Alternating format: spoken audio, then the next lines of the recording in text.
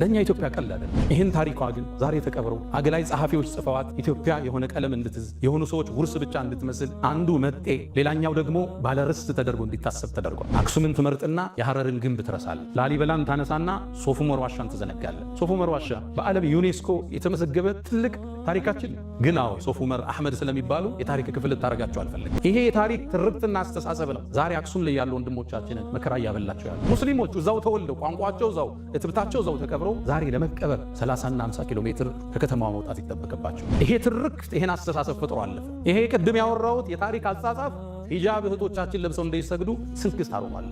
አሁን በየፖለቲካው ምህዳር የምታዩ ንግዱ ቦታ ላይ የምታዩ ክፍተቶች ሁሉ የዚህ አስተሳሰብ ውጤት ነው። ይህ በጣም የሚያሳዝን እውነት ነው። አክሱም ላይ ሙስሊሞች ተወልደው አድገው ሲሞቱ ግን እዚያ አትቀበሩ መባላቸው የፍትህ መጓደል ነው። ኡስታዝ እንዳለው ታሪካችን ሲመረጥና ሲደበቅ ቆይቷል።